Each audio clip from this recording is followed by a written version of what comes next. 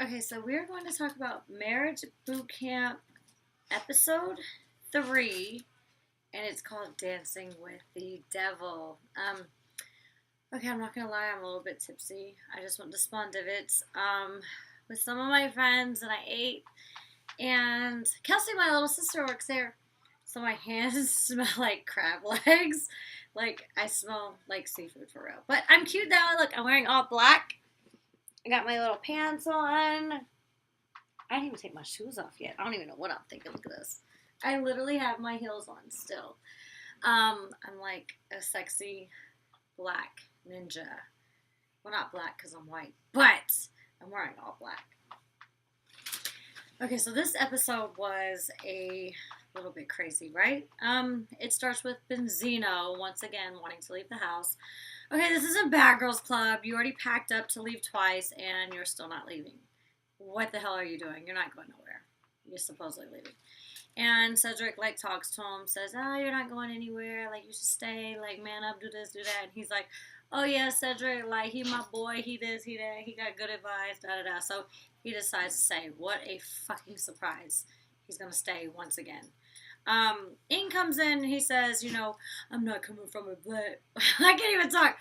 I'm not coming from a bad place, bro. Like, why would I be mean? Like, I don't have bad intentions. So if I don't have bad intentions, like, it has to be coming from a good place. And this absolutely drives me crazy about Ink because he says that to me. And he's like, why would I be mean to you? Like, why would I have bad intentions to be mean to you? I don't know. Maybe you just, like, feel like being a dick that day. Maybe you just feel like being mean. Somebody doesn't have to have, like, a reason to be either rude or mean to you, whatever. So for Ink to be like, if I'm not, why would I come from a place of bad intentions when I really don't know you? I don't know. You tell me, like, why you being rude to me? I really don't know. So, Ink and his little mind game about bad intentions, whatever, drives me absolutely fucking crazy. He uses that against me all the time, and I'm like, I don't know. So when I watched it back on this episode, and he said it to Benzino, I said, this motherfucker right here, he just said it again. He just said it. Benzino, like, what you talking about? No. Okay. So, Benzino tells Ink, like, your timing isn't right, even if it might be advice, like, your timing isn't right. And I completely feel you, Benzino. My phone ringing. Hold on one second. I can't use this right now. So, I completely feel how Benzino feels in this situation.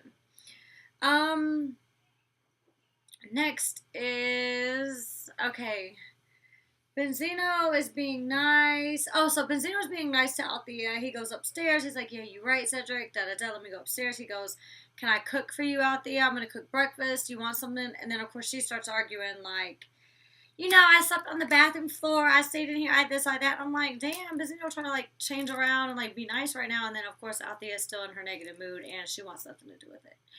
So, we go down for breakfast, whatever. We're getting ready for the next challenge. And I make the comment like, oh, they are hindering everybody's progress. The reason I'm saying this is because we all have to be ready. We have to be in a certain place, and then we have to get ready to go do the next thing, which is like not a challenge, but the next, what is it called?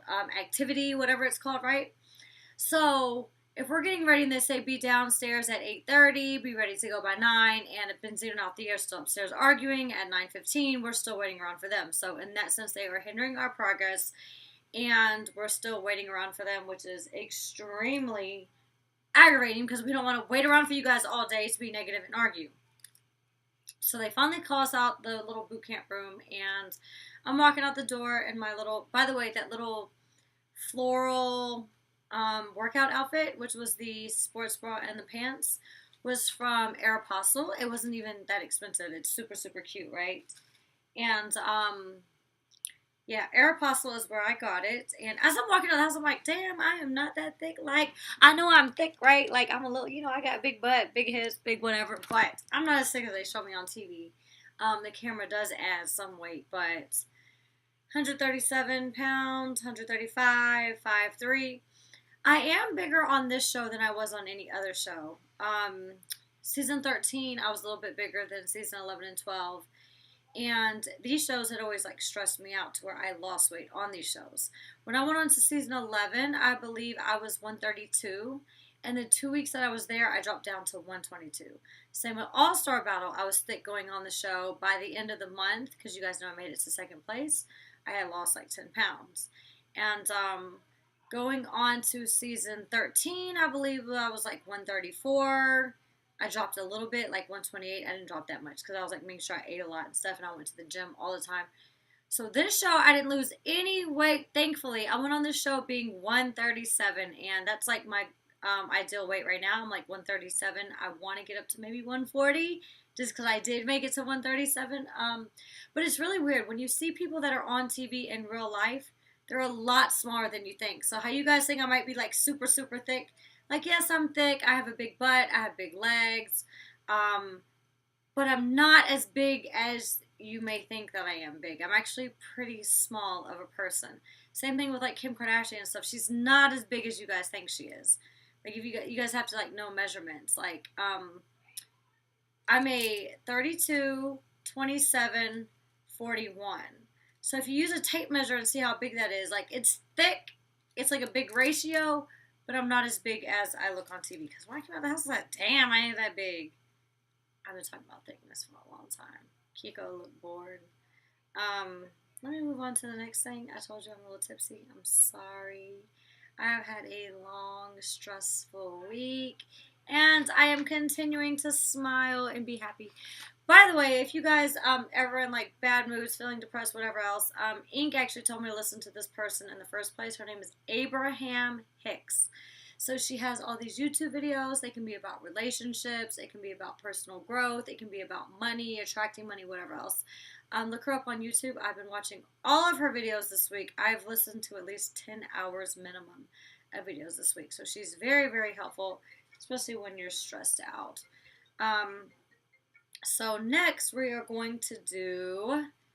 It is the dancing scene, and, you know, Dancing with Ink, he's like, you're doing it wrong, you're this, you're that, whatever else, and I'm like, I'm not even doing it wrong, you don't know what you're doing, like, so we got, like, a little argument you didn't really see, but we were not doing well dancing at all. And next thing you know, they let us pick our partners first, and I did pick Sean, and the reason I picked Sean, they said, well, what does Sean have that Ink does not have, and I said, I like the fact that Sean likes to stay at home. He likes to watch movies on the weekend. He likes to eat, and he just likes to spend time with his dogs. And of course, you guys know I just be chilling at home with Kiko. I want to eat. I want to sleep. I want to watch movies. Like, I don't care about all that extra stuff. I don't want to go to clubs. I don't want to be around a bunch of people. I don't want all that. And so everybody picked different people. Sunday did pick Ink, which was like kind of aggravating to me at the time. And Ink says that she picked him because he was the last one left and didn't get picked. For one, I didn't get picked. Of course no guy's going to pick me. Like, you think a guy's going to pick me when their girlfriend, wife, or whoever's sitting next to them? Ain't nobody picked me, so I don't know why. Supposedly Sunday felt bad for Ink for not getting picked. I think she picked him because at this point I realized that she wanted a lot of attention as far as TV-wise, which is why she kept arguing with him. She's like, oh, if I pick him, that makes for good TV because we're going to argue. Or whatever it is. Not even necessarily because she's like sexually attracted to him. I think it was for argument's sake and just being different, whatever. Alright, so next thing you know, I really did get paired with Sean. And as we're dancing, and I did notice the dance was a little bit funny, and I even said in front of Kat, I'm like, we're really far apart. And Sean's like, no, it's okay, it's okay. Because of course he's looking out for his wife, Catherine. I wasn't really thinking about it. I'm like, but we like this far apart. Like, you really can't do this dance that far apart. But we practiced, and we did the dance pretty much perfect by the time we were done. We practiced for maybe about an hour. Okay, so after we're done practicing, we go inside. Sean says, we need to do that. We need to get that spin thing down. I said, yeah, you want to go outside? He says, you want to go outside? I said, no, we can't go outside. Let's do it in here. Catherine gets mad and goes upstairs, and I'm like so confused at this point. I'm like, Catherine, is everything okay? Like, why are you going upstairs? I didn't know that she was really mad about this whole situation and stuff like that. Like, you never really know, so it's really like weird and different or cool, whatever, to see it play back and see other people's point of view, because I had no idea that Catherine was mad. Alright, so we go upstairs, we change, whatever else, and I purposely put on pants because Ink even wasn't like okay with me dancing with Sean, because it's like a little, you know, it's a sexy dance, you're wrapping your leg around them, you're doing this, you're doing that, and I put on pants. not only for respect out of Ink, but I put on pants out of respect for Catherine. And as you guys know, as I'm going downstairs, Sunday has this dress on. For one, the slit is up to here to where that kitchen sink, you don't know what she's doing, but like they were pinning it with a safety pin right here, right? So her coochie wasn't showing. It would be like down here. And I don't know why I said coochie. Mama shouldn't say coochie. I say vagina or pussy. But so that's what she was pinning. She was pinning her dress partly shut because it was so low. And then her titties, like her shirt was like down to here. So she got a dress down to here. She got a slit up to here. And she got no panties on. Like, who do you think you dancing with? Like, you ain't about to be dancing with my man like that. Like, unless you plan on coming home and I'm going to have some say some of this, you definitely going to dance solo with my man with that dress on and no panties on. Like, get out of here. And I'm surprised Cedric didn't say something to her. Like, Sunday, put on some panties. No. Alright, so Ink gives Sean advice, and Sean says, I don't see eye to eye with Ink, but everyone thinks they're a therapist in this house, which was completely true. Alright, so we're all sitting at the table, and Ink says he doesn't see why we're doing this dance. Everyone agrees, and he's sitting there saying, like, he doesn't understand why we're doing this sexy whatever with everybody else, and we all had an agreement that we were not going to do this dance. So as we all agreed, and I said, I would say that I'm not doing it as well, next thing you know, Ink says is, Sunday, let's go practice. That's all I was like, what? We just agreed that everybody said no, that they don't want to do this dance and that we're not going to do it, and we're all going to say we're not going to do it. So why would you just turn around and say, Sunday, let's go practice? That's why I was irritated, okay? And that's why I said, oh, go dance with your new girlfriend. Like, we just agreed that we weren't going to do this dance. For one, you got me in here with, like, pants on. Everybody has a dress on. They said dress elegant and stuff like that. And Sunday don't have no panties on, and she's wearing a slutty dress. Like, this is absolutely ridiculous, and you asked them to go practice. So Sunday was like, yeah, okay. All right, so we go down to, like, the little bottom area by the pool, and this is when we're actually about to do our dance. And I even tell Catherine, because at this point I'm about to lose my damn mind, even when the producers came in, like, Sarah, we need you guys to participate in everything you said you would. I said, okay, that's fine. Like, yes, Adam Freeman. He was, like, the producer I talked to.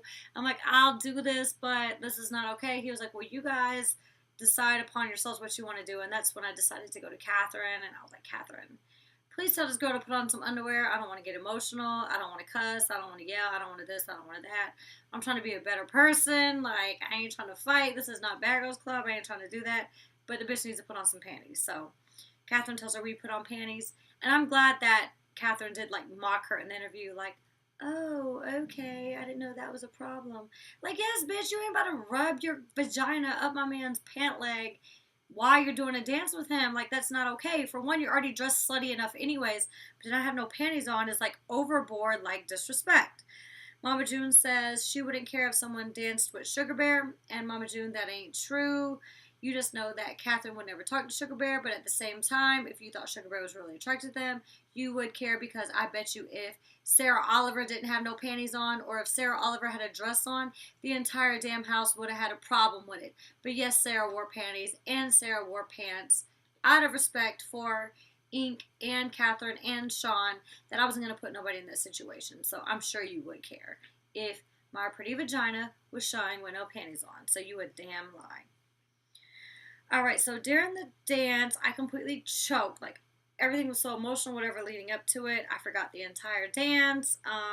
Ink was kind of looking. He did get jealous, whatever. But then after I choked him as the whole dance, he just thought it was funny. And that made him happy, which is really, really annoying. They tell Sean we were paired up because he was able to express himself. He was able to take charge and just have fun and not be told what to do. They told me I was paired with Sean to define boundaries. And Sean even mentions that I took instruction very well, and that I liked we worked together. Oh, so I tell Sean that I like that we work together, like, as a partner with no criticism. And of course, they show the split screen, and Sunny's like rubbing on Ink's shoulder. Like, for what? Like, y'all aren't even friends. Don't act like you sympathizing with him because they're telling Sean what he has that Ink doesn't have. Like, whatever. Okay, so Sugar Bear and Catherine dance. They did a really good job. Benzino watches Cedric and Althea. He's getting a little jealous. He goes and, like, drinks some of the Hennessy. Like, it was really stressful. Like, it may not seem like it watching TV, because if I watched this and I saw couples doing this, I'd be like, why are they getting all emotional and shit? Like, they're just dancing and they're doing competition. But Not until you're living in that house and you're actually doing it, and you're fighting, and people are like getting jealousy and stuff. Like, do you understand? Like, no, that's some bullshit. Like, people was really getting jealous. I was getting really annoyed. And you don't know what conversations they're having and stuff like that either, like, while you're not there watching. Okay, so Sunday says, whether I have underwear on or not, like, we're going to win. For one, Sunday, you did not win. Thank you. With or without underwear on, you still did not win. Okay. All right, so after the dance, so this was like really weird because I was like purposely standing away from Sean. I didn't want Catherine to feel a certain way. I didn't want Sean to feel a certain way. I didn't want Ink to feel a certain way. So, we did our little dance. That was it. Like, we just over there and we chilling. Like, I'm here, he's there. So, like, Sunday and Ink go, and after like she's done and stuff, for one, when she was dancing with him, she was like all over, like she was like rubbing on him like this with her hand and like all in his face and whatever else. And then not only was it over with, she puts her arm like around him like this, around his neck, like being all like sensual, sexual. And I'm sitting here thinking like, girl, you need to calm your ass down. Like, your man Cedric over there. And this is the funny part because me and Sunday are really cool now. Like, we ended up bonding a little bit later on in the show, but at this point I really did not like her, and I felt like because she didn't like her relationship and she was like a little bit insecure that she wanted to be all over my man, and I felt like it was very disrespectful at this point in time. But I learned to really like Sunday, and she actually is a really nice person. It just took me a while to get there. It's gonna be in a couple episodes, I think, though. All right. So then they pair. They say Ink has low apprehension, high self-reliance, but at the same time, no, like, he wants me to make his food, he wants me to do this, he wants me to do that. So yeah, he's self-reliant as far as emotional wise, but as far as like things being done for him, he wants everything to be done for him. Like, he wants his clothes washed, he wants like his food made, he wants everything his way. So it's not really self-reliance in that sense, but self-reliance as far as emotional wise. All right, and then Jim says the winner is Catherine, and it's so funny because Jim was like, I'm not going to call him Sugar Bear. That's weird for a man to call him Sugar Bear. So he goes, the winners are Catherine and the bear. I'm like, what? The bear? But yeah, they did really well in the dance. Sugar Bear did have a lot more self-confidence than I've seen him have the entire time. He opened up, he started talking more, so that was really good. And then the episode ends with ends with Benzino and Althea's interview, and he's like, I hate you, and da-da-da. She's like, see, that's what the problem is. He's like, I can't fucking stand you. You take advantage of me. That's why we're here. I hate your guts. And of course, we're going to lead up to the next episode. And it seems like the next episode won't come on until January 8th, so I'm assuming they're skipping Friday Christmas and Friday New Year's, and they will be showing the next episode on January 8th, so it's going to be a long time. I'm going to post other videos in the meantime because I don't want to neglect you guys for 2.5 weeks. So I will come up with something. I know people are mentioning the BGC 15 trailer, so I need to watch it. BGC 15 is, I think, Twisted Sisters or something like that. I was asked to go on the show with Kelsey, but at the time Kelsey was in college and she wasn't going to skip school to go on the show. When we started seeing the previews for the show, because like, damn, we should have went. I said, yeah, it's kind of like a once-in-a-lifetime experience. We should have went on the show. It would have been a lot of fun, but clearly we did not go.